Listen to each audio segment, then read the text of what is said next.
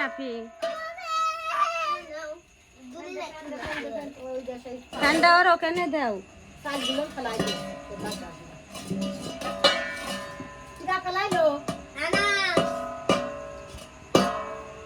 ওই থাল দাও তোমার দাদির কাছে। দেখেন আমার হাত এমন কাটা কাটিয়েছে, এত পরিমাণে ব্যথা, মানে রুটিওয়ালা বেলুন যে এই হাত দিয়ে যে চাপ দেব আর রুটিওয়ালা বেলুনের এই যে দেখি এই দেখেন এই যে আমি রুটি বেলি এই যে এটা দিয়ে চাপ দিয়ে তো যদি লাগছে তো এমন লাগা লাগছে ব্যথা। দাঁড়াও এ মাঝে ধোয়া খাবে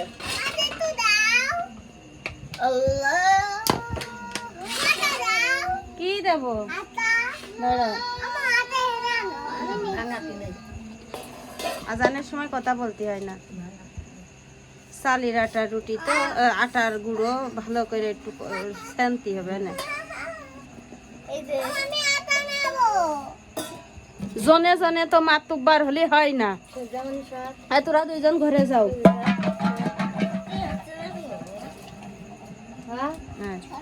এই এটা নিয়ে ভালো করে একটু ই করো। আমার হাতের যে কি ব্যথার ব্যথা, মন কাটা কাটিয়েছে। বাটিতে বাবানি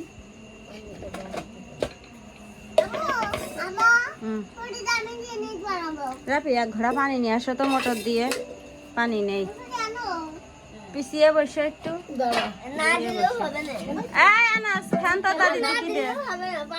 না, ওই পানি না, মোটরের ভালো পানি নিতে না। দাঁড়াও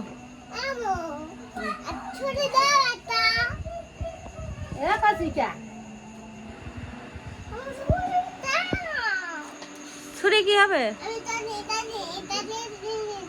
ছুরি দেখলে তোমার আন্টিরা বকা দেবে না, পচা কবে না।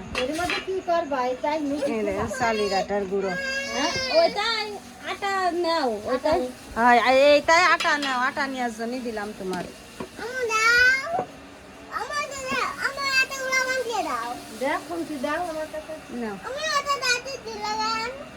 তো দাদি রুটি বানাবে, আমি শেখবো। আমার হাতে কাটা ব্যথা, এত ব্যথা। এই চালের আটার রুটি বানাচ্ছি। আর এই দেখেন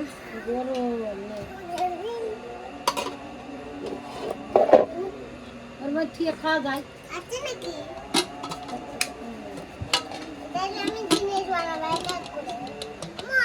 খাসির মাথা রান্না করেছি, খাসির মাথা রান্না করেছি, চালের আটার রুটি বানাচ্ছি।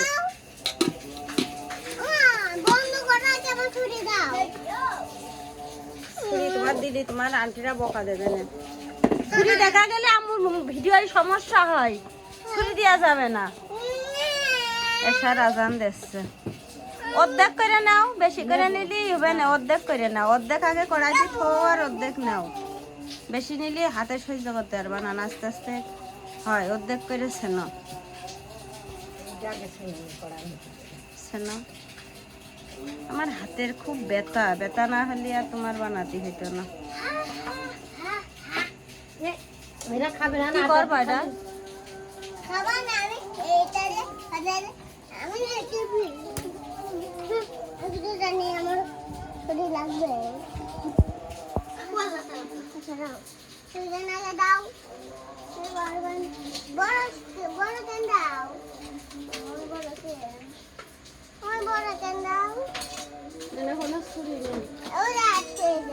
নেই কোনো ছুরি নেই।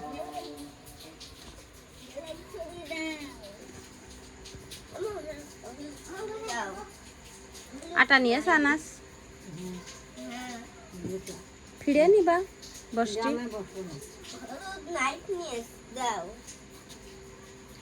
কি করবো, কি করবে মোটু।